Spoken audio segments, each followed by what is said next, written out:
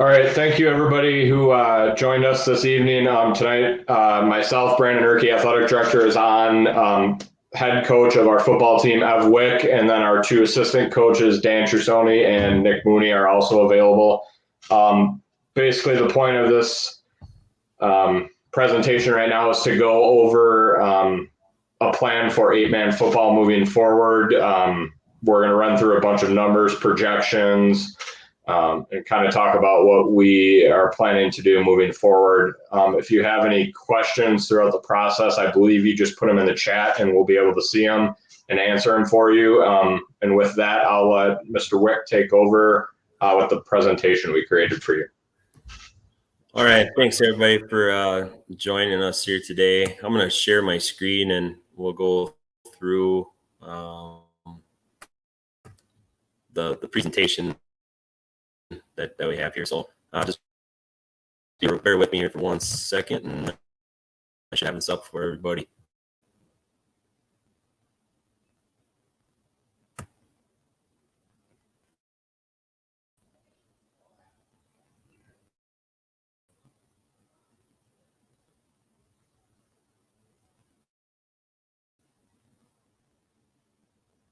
Sorry, let's take a minute here.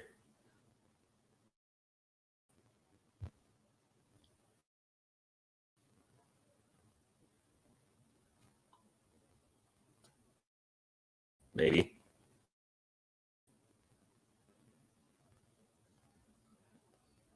We'll get there slowly here. Here we go. Brandon, can you see that?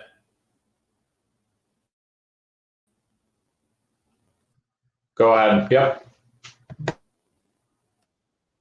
Okay. Good deal. All right. So I'll just go slide by slide here. All right. Here's kind of the timeline. Now, the WIA made it pretty clear when Brandon and I contacted them about if any deadlines were going to be extended due to COVID and some teams not even playing right now until the spring. They were a definite no, that was not going to happen. So, with us not having games currently and up to this point, we took the time to kind of look at some of this stuff. But October 15th would be the next deadline, which would be a conference realignment. So we would have to apply to the WIA to be moved to a different conference, which would be an 8-man conference. That gives them the opportunity to fill our spot and then put us into a conference. November, it would have to go to the board, and then December 1st is the big deadline. Now, that would not come into effect till 2022. But in order to be eligible for playoffs in 2022, you have to apply in 2020. If we were to do this for next year, we would not be able to be in the playoffs. So we will continue as 11-man next year. All right. Here's kind of some of the things that led up to this right now. So you can see on the left, our enrollments dipping down. When I first started here, as a teacher 19 years ago, we were in the 200s. Now we're down, dipping in 135. Our participation's also gone down, not just football, but other sports as well. But football is pretty noticeable with the amount of people that you do need for a team. So last year we had 25 kids on the roster, but due to injuries and some other factors, we only had 19 players throughout the last 3 games of the year. This year, we only have 21 on the roster, and up until today, so the last, I would say, 4 days, we practiced with 14 players, and middle school has been under 20 players the last 2 seasons, and that's 3 grades 6 through 8. So football conferences, 3 schools left our conference this year to pursue 8-man, and that's why we have a different league this year. The WIA will place us into a conference if we apply by December 1st, 2020. And again, that wouldn't start until the 2022 football season. All right. Currently, based on last year's enrollment, we were the 8th small school, still on our own, playing 11-man football. You can see our enrollment last year was 137 or 135 right now. But Ithaca, who is also in our conference, has had talks with Weston about pursuing a co-op, which would obviously bump their enrollment closer to 200, give or take, right in that ballpark. So, teams are also looking to position themselves for the future. Here's what we currently have participating in football at total. And these would be only the grades that are impacted by the move. So that's why they're included on here. So if you look at the troubling spot for the future would be the 9th grade and the 6th grade. We only have 3 players from each of those classes playing. And as you can see on the bottom, they're both going to be on the same team in 3 years when they're seniors and freshmen. That would give us 6 kids total between those 2 classes, if they all stick it out. Now, granted, we might get some that decide to play later on, or we might get some that don't decide to play later on. So, to have 6 between those 2, we're right back in the same boat where numbers are going to be a challenge. Here's also a look at what we have enrollment. Now I'm fully on board, and girls are more than welcome to play. Just the pinch of time, we just looked at the boys. We have trouble spots here too. Pre-K, there's 9 boys total in the whole grade. In the whole district, we have 9 boys in that grade. First grade, we have 9 boys in the entire grade, and that's between 2 schools. And not all these kids are going to play. You'd like to have 9 or 10 from each grade. Sorry, that's not going to happen. We've, in the last probably 5-8 years, we haven't even come close to getting half the boys out of a class. When you look at this year's senior class, we have 4. But those 4 have played all 4 years, and they've been the only 4 in that grade to play all 4 years.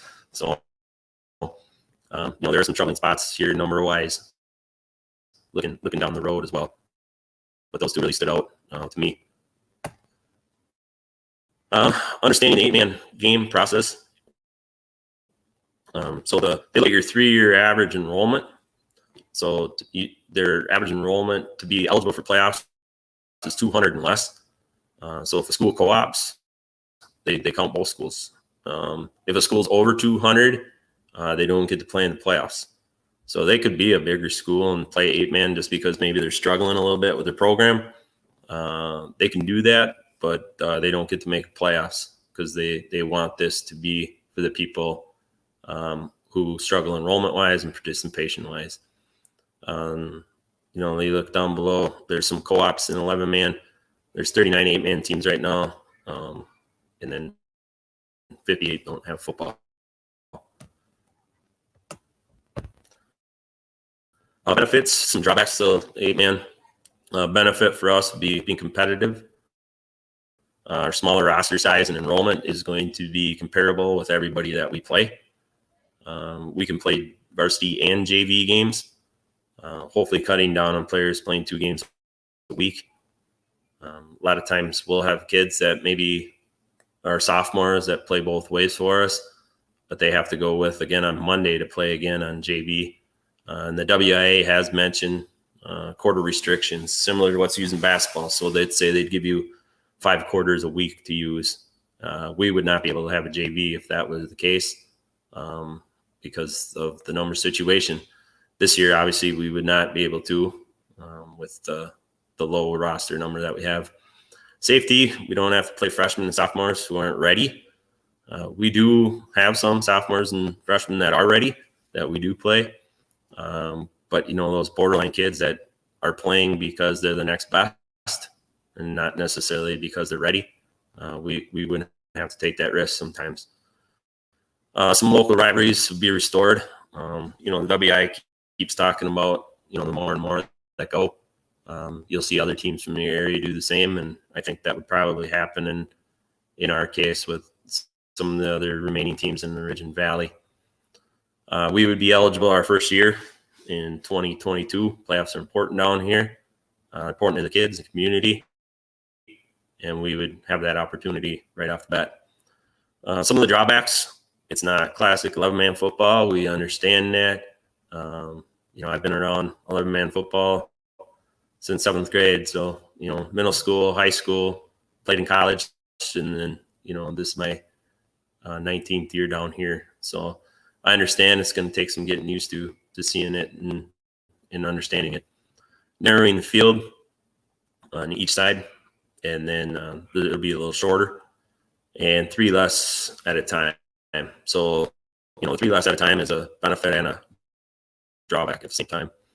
Here's some factors that we kind of looked at. Athletes are going to have a better chance to be chosen for the All-Star game. So the All-Star game split into 2. They have a small and a large, and now they added an 8-man game. So the small schools, there's probably about 200 schools that they're picking from. And like I said earlier, it's about 40 schools. So there'd be 20 schools they're picking from now. So the opportunity, we had a few All-Stars here, but, the opportunity would be greater if the kid is, deserving of that. The enrollment cap, so 200 is going to be the cap for enrollment. Nobody's going to be, any bigger than that.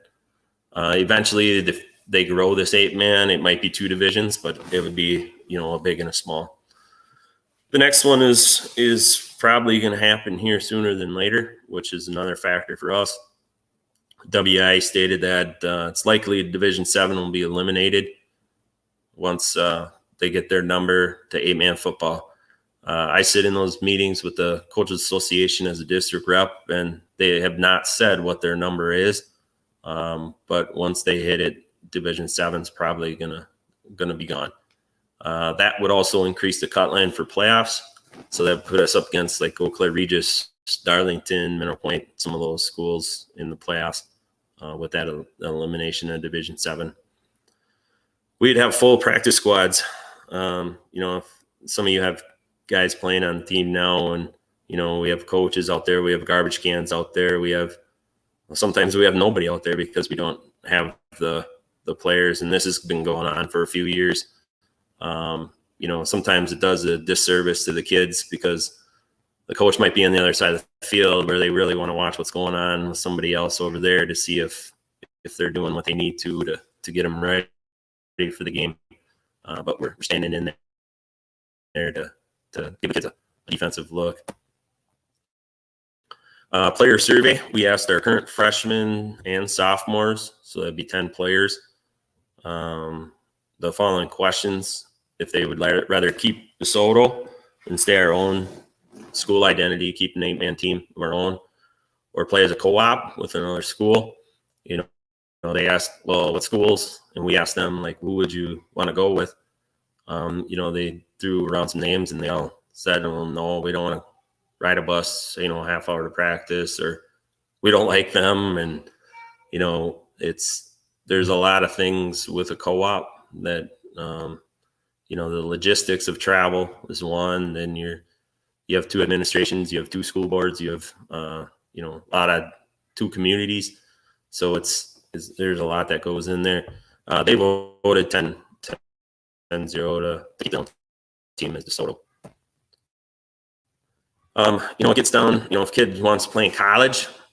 So I asked 3 coaches, all these guys that, I've known, would you be hesitant to recruit an 8-man player? And as you can read there, all of them said absolutely not. All 3 of those levels have 8-man players on their current rosters. Now, granted, only one of them's playing right now, but they're all on there. So Northern State out in South Dakota, the former UWL coach, UWL right up the road, and then even Kansas State Division 1 program have 8 members on their roster. They all said, you're good enough, we'll find you. They don't care if you're playing, backyard sandlot football, they'll find you. Changes in the game. So you have 3 linemen. So you basically take 3 linemen out and then 1 skill position out. And obviously that can be different. Guys can move around. Different players can be eligible for passes. So there are some, kind of quirky rules that are involved at times, but, it gives freedom to move a lot of kids around and try to find a spot they're best at. The field. Oh, I go back. Sorry. So the field is shorter. It's an 80-yard field, which, some schools up north don't modify their field, and that's why you'll see guys with like 400 or 500 yards rushing in a game. We obviously would make the field the proper size. And the field was marked the last restoration project, so the goalposts were set for 8-man, knowing that this might happen down the road. All right. Went through this in here, 8-man players. So, sometimes there's thoughts that it's not real football, but, they're still getting the block, tackle, throw, catch. So all those football skills are still being taught. They can still make playoffs. They still compete for a conference championship. Still represent their community and school. So it's still their team. They get to play the game with their friends, create new bonds with, new kids that are moving in or maybe younger or older. There is a state title game for 8-man. They can get recruited.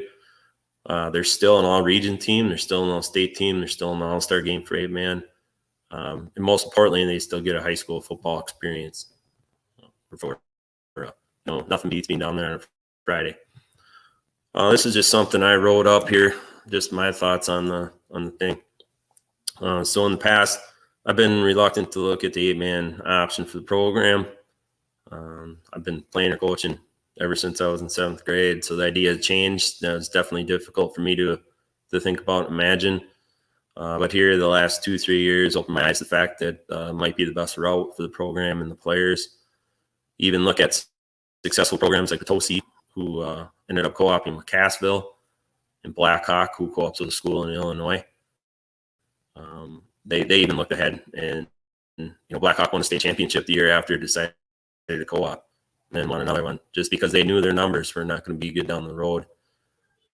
Our current players be affected by this move voted unanimously to stay on their own, have their own 8-man program. Our coaching staff supports their decision. Players we had here do a great job adapting year after year, but we can put them in a different situation by looking at the move for the 2022 season. The current situation we're in, if we had 30, 40 kids, we might not have to cancel, the last 2 weeks, but, being down 14, we had no choice. So, we look at what was best there and safety wise, and the kids down there, they fully understood. It was awful to tell them that we had to do it, but there wasn't a single kid that said, yeah, we should be playing with 14 kids. That they understand the situation that they're into. Some of these coaches kind of still, and New Auburn, Bruce Belmont's the most recent to go. Their coach, he coached against us back in the past, and the bottom line is they all kind of were resistant at first, and then once they got going, right away, as soon as those kids started taking the field, they all realized that was a great move for them in their program. I'll just kind of paraphrase all this stuff because it's all on the website, and they'll be on there too for more right.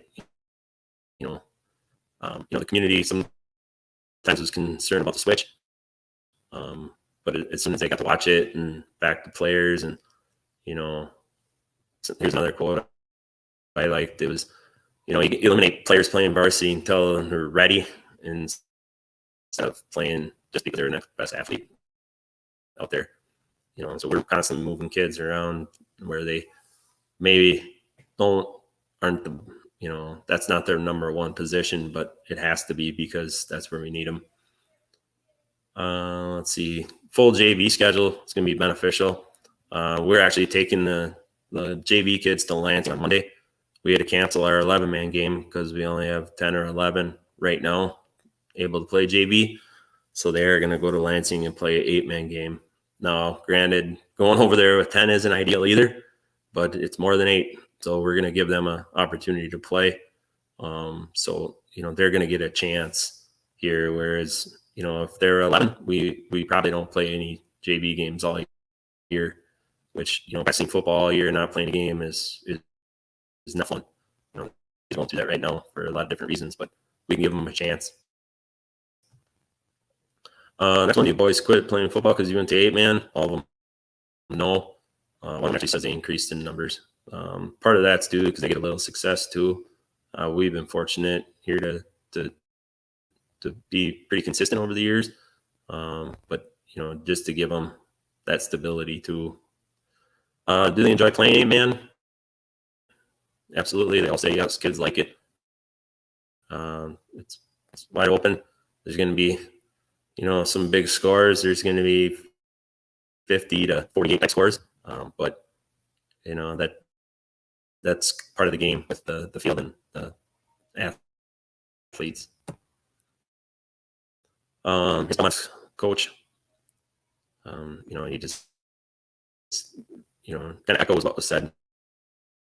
He just hesitant about travel, that type of thing. That's understandable. So if we look here, that's the same thing. What this will be is the current conference. So that above the line would be the teams that would be in our conference. There's talks of these two splitting, Wanawak, Weston, especially if Weston goes with Ithaca. Wanawak would be on their own. Kickapoo, the Farshbet talks about going on their own. If anybody else were to leave the Ridge and Valley, they would be in this part as well. The bottom below the line would be crossovers. So you would play one or two of those every year. So that would be a little bit of travel there, obviously. But you would, if you played two, one would be at home. So it would be one trip, and then you play your non-conference games as well. So the more teams that go around here, the shorter our travel gets, actually, because we may not, if let's say 3 more schools join us in here, we might not go to any of them. So that's that part, you kind of get old conference, some of those closer games back, and what we've had. Mr. Erkey, do you want to take the travel part, or should I just? Yeah. So we just went through for everybody to take a look at here, approximately how far the travel would be. I guess one thing I would add onto what Mr. Wicks said, as far as making one of those long journeys across the state to play a game, is we can also use that as a good opportunity to expose our athletes to a different part of the state, make a trip out of it. I talked with Kickapoo's athletic director. They were planning on heading over to Williams Bay, I believe, this year, and their initial plan was to play the game, stay overnight, bring their team to Lambeau Field, do Lake Michigan, and make it more than just a football game, which I think is a cool thing for our student athletes to experience. And talking with Ev, I'm pretty confident that we would be willing to do some sort of fundraiser to, help fund that trip and to give our kids a cool experience if that's exactly what we needed to do. And then go ahead. Yeah, and we've taken the trip we went to Milwaukee one year. We were able to leave Friday after school. We put them up in a hotel for the night just based on fundraising and stuff. So we made a fun trip for them out of, a long trip. So that's, definitely something we would obviously do again if needed. You can go ahead to the next slide. Okay. And I believe that's my last one. So the numbers here are just rough numbers based on what we did this year for the budget. And I guess there's one more after this, but this would just be the cost of making the trip and paying for a bus driver. Obviously, those numbers are subject to change. Point being is we're still going to be playing teams that we travel to most of the time anyway in other sports that are true Ridge and Valley teams.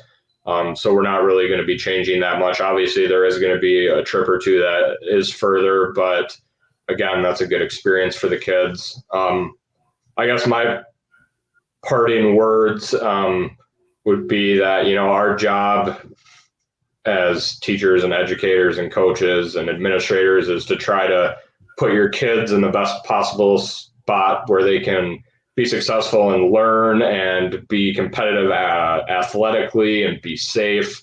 I feel, and I don't want to speak for Ev, but through our conversations, I think we both kind of would prefer to get to this 8-man deal on time instead of being too late. Because in my opinion, if we're late to this 8-man football thing, it might be too late for, kids might be driven away by the fact that there are low numbers and they might not be ready physically to play.